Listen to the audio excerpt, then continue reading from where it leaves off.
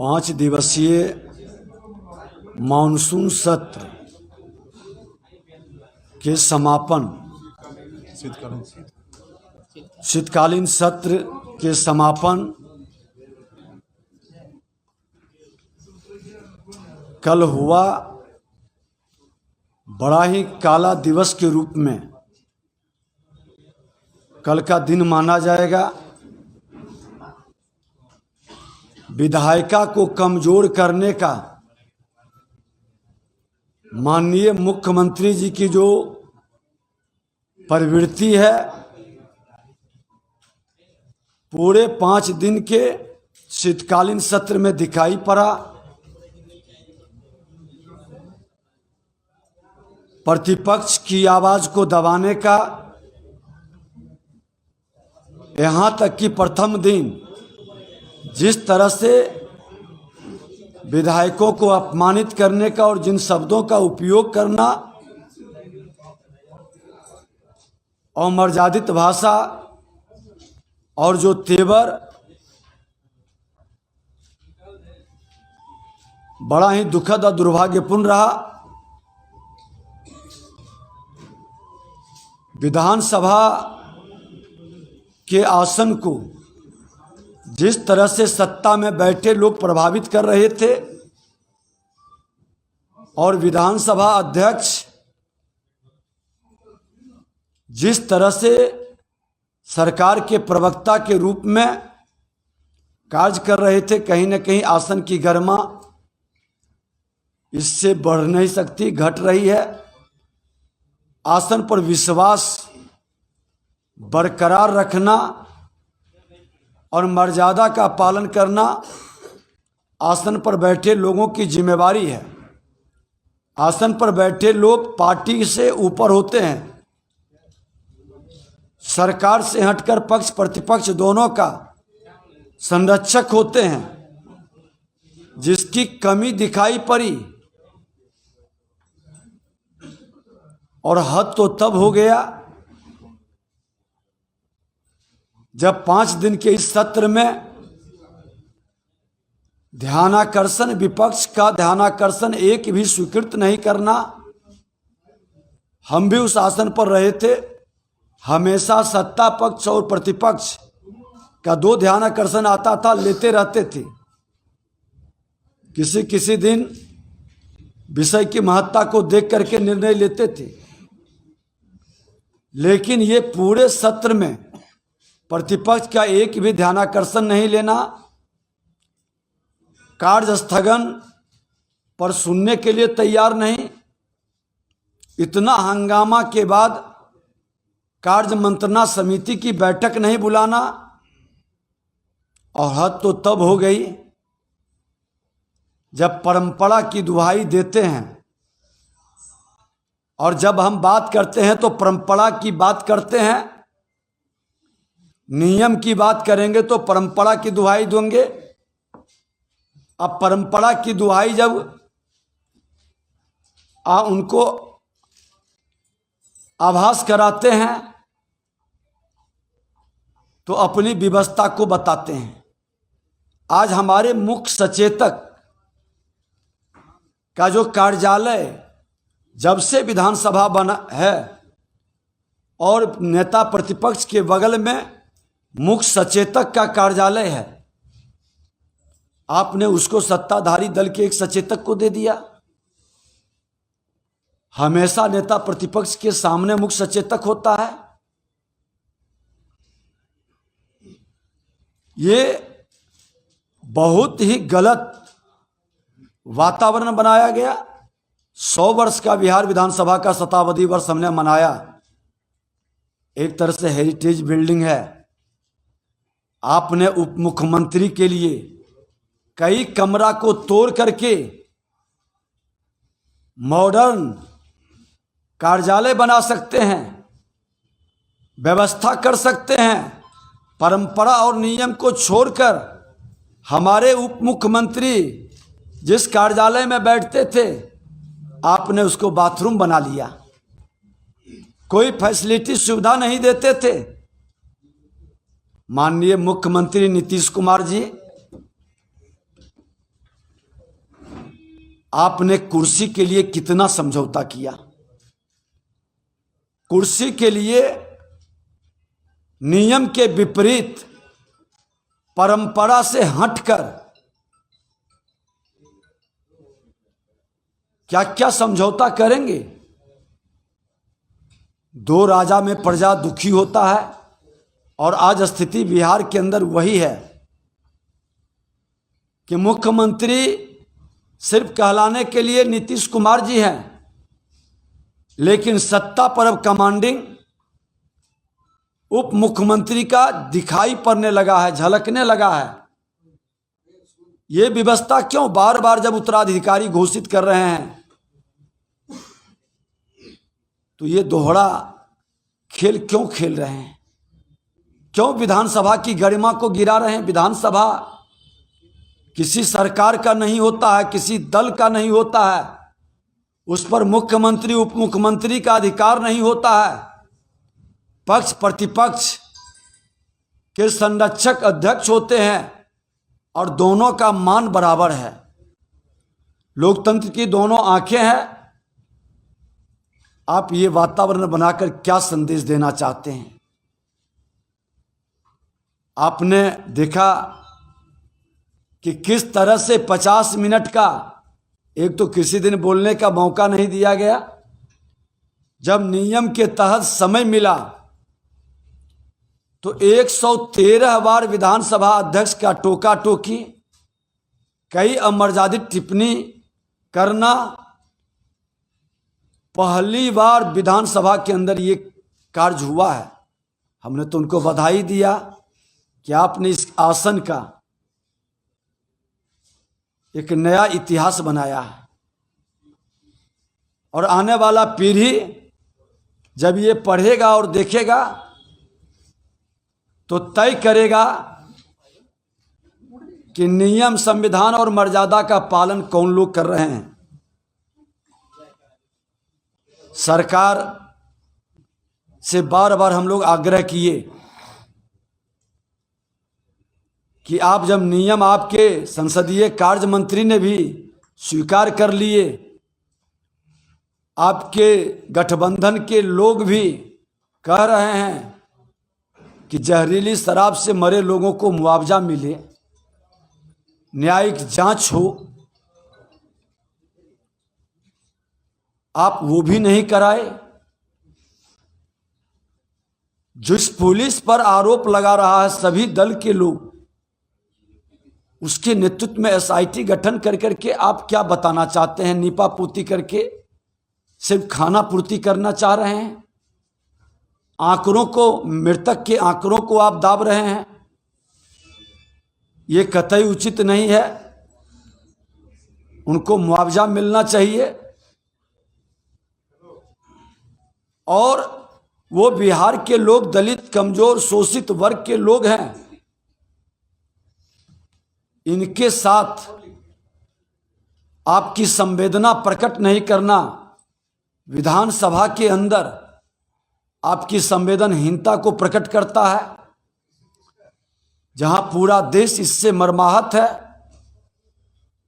आपका वक्तव्य इन गरीबों के प्रति, इन कमजोर, दलित, शोषित, पीड़ितों के प्रति बहुत दुखद और दुर्भाग्यपूर्ण है। इन तमाम विषय को लेकर कल हम लोग विधानसभा परिसर में विधानमंडल दल के लोग धरना पर बैठेंगे। सारे माननीय विधायक, विधान पार्षद, क्योंकि आप एक संवैधानिक संस्था की गरिमा गिरा रहे हैं और सरकार इस गरिमा गिराने में अहम भूमिका निभा रही है, उनको उत्साहित अध्यक्ष को कर रहे हैं। संसदीय कार्य मंत्री जी का जिस तरह से व्यंग्यवान, उनके मनोबल को बढ़ाने का ये सरकार की मंशा को प्रकट करता है। और एक नई परंपरा आप जो खड़ा कर रहे हैं, आप भूल गए हैं कि सत्ता आते जाते रहती है। और आप भरम में जी रहे हैं। जो वातावरण आपके बीच और पवित्र ठगबंधन की जमात बैठी है, इसकी आयु बहुत छोटी है। फिर इस परंपरा से आपके अंदर बड़ा दुखद माहौल बनेगा। समय रहते आप सजग हो और लोकतंत्र के प्रहरी हमारे विधानमंडल दल के विधायकों का समान रूप से सम्मान हो, उसके अधिकार की रक्षा हो। कितने बजे सर बैठेंगे? एक बार बोल लेते हैं। विधान परिषद में नेता प्रतिपक्ष सम्राट चौधरी जी से आग्रह करेंगे कि आप पत्रकार बंधुओं को संबोधित करें। नमस्कार साथियों, आदरणीय विजय सिन्हा जी ने अपनी बातें जो विधानसभा में घटित हुई उसको विस्तार से बताने का काम किया।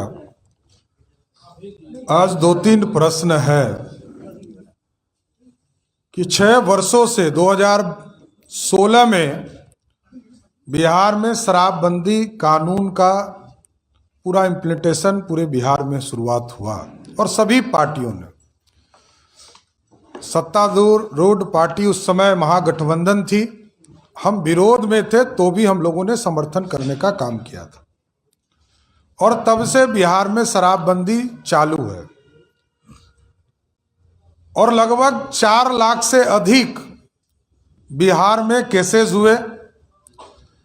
4,70,000 से अधिक लोगों की गिरफ्तारी हुई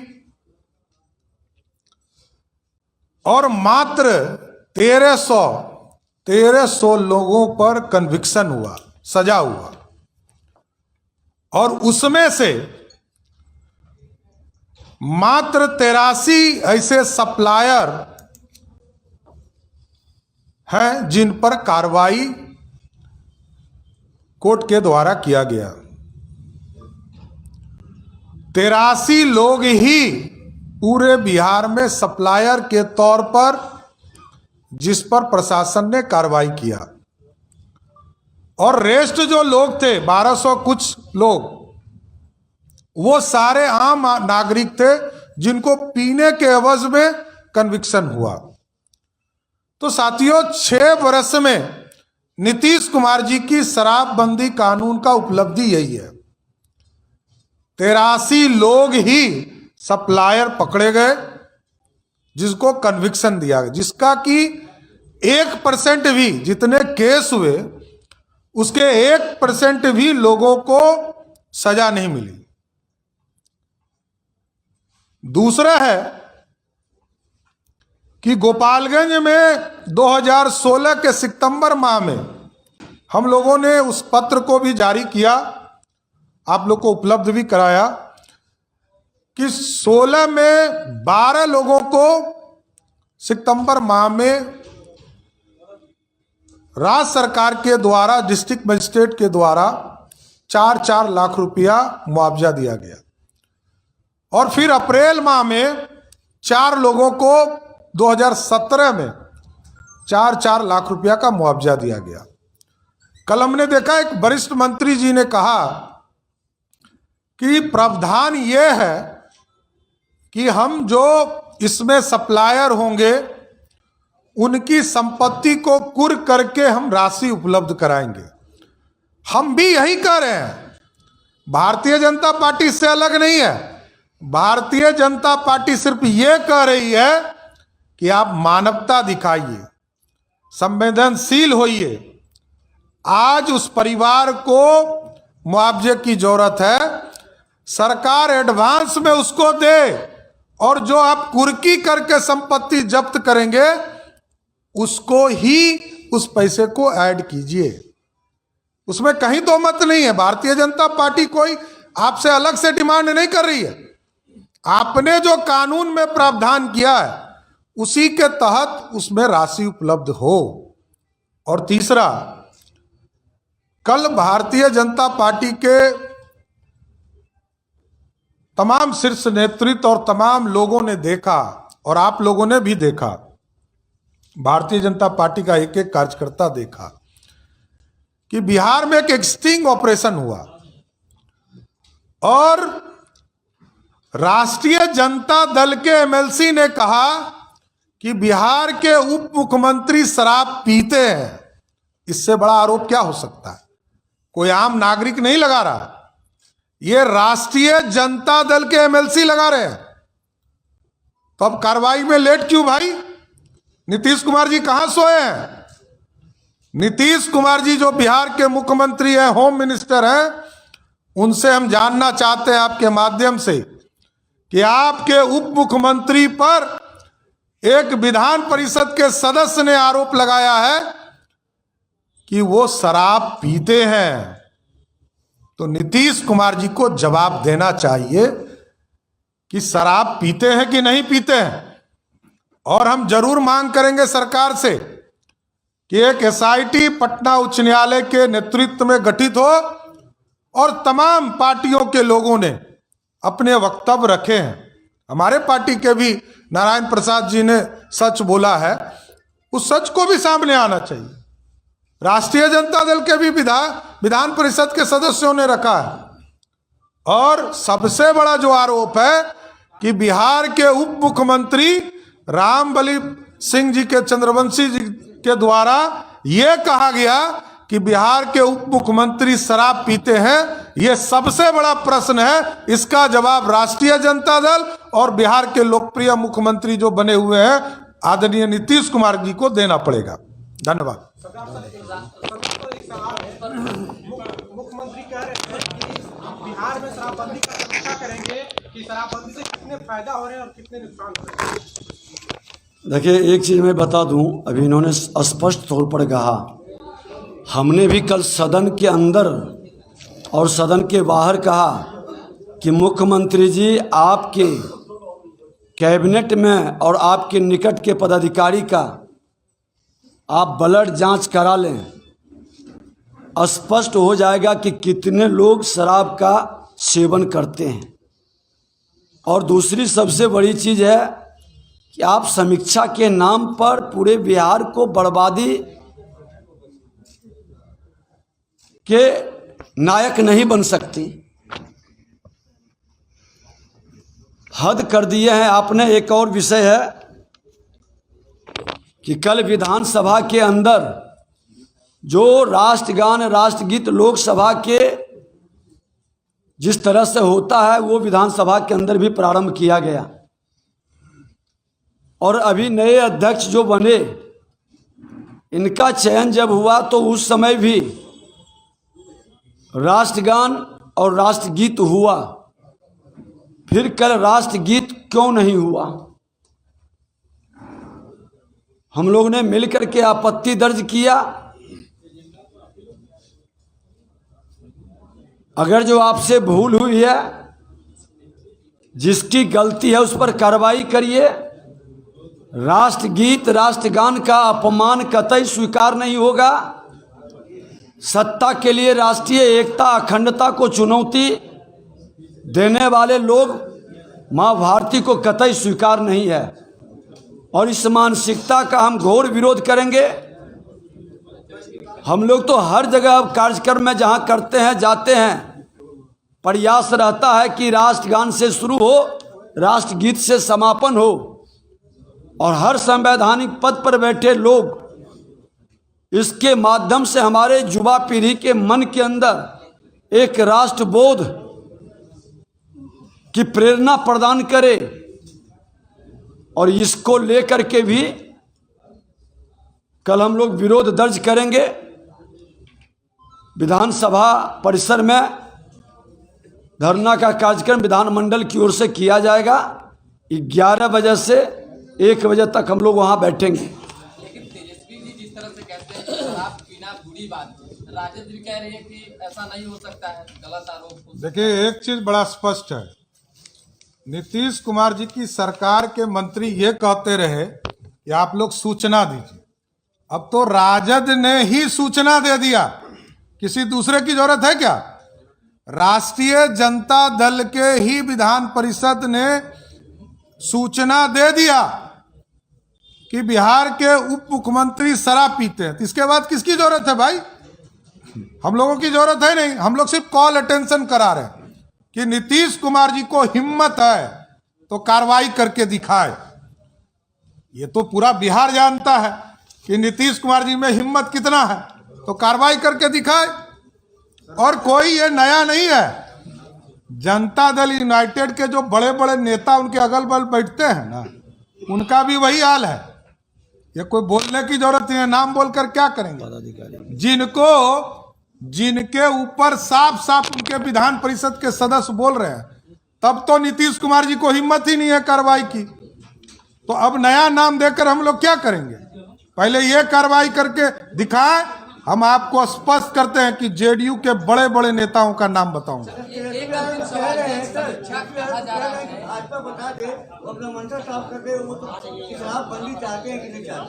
इसमें तो क्लियर है, इसमें कहाँ दिक्कत है। देखिए, एक चीज मैं स्पष्ट कर दूं, आज सारे प्रेस मीडिया के बंधु बैठे हैं।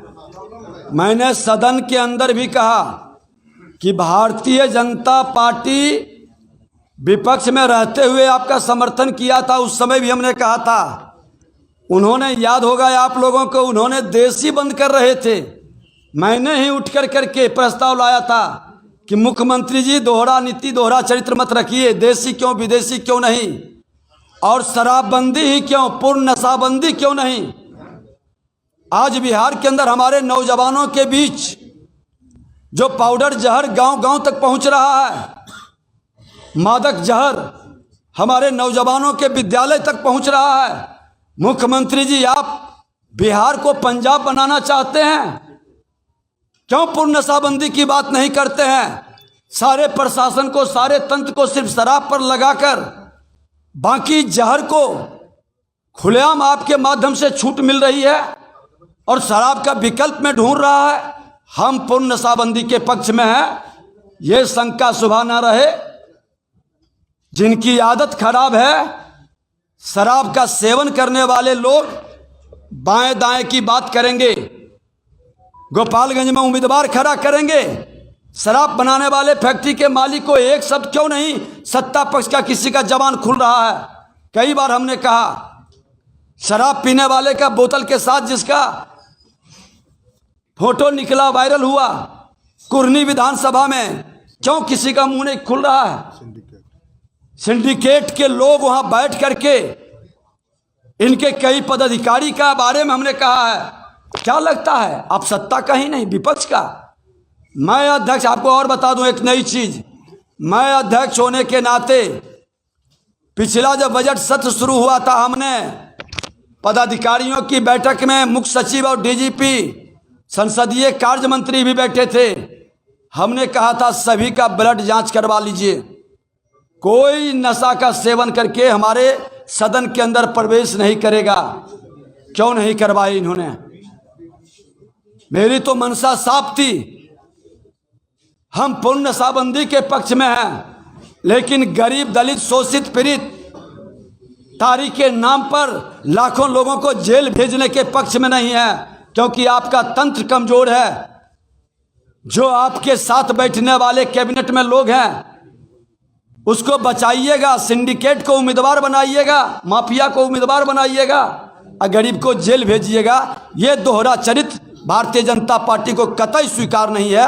और जब आप कह रहे हैं कि आप पीने वाले को छोड़ दो, बेचने वाले को पकड़ेंगे, तो करनी कथनी दिखाइए। जिस पर झूठा केस और आरोप लगा है, एक अलग से आप न्यायिक जांच कमेटी पदाधिकारियों की गठित कर करके उसके केस को खत्म करिए, उसको मुक्त करिए, उसके नाम पर पुलिसिया जुर्म बंद हो। ये वातावरण बनानी चाहिए।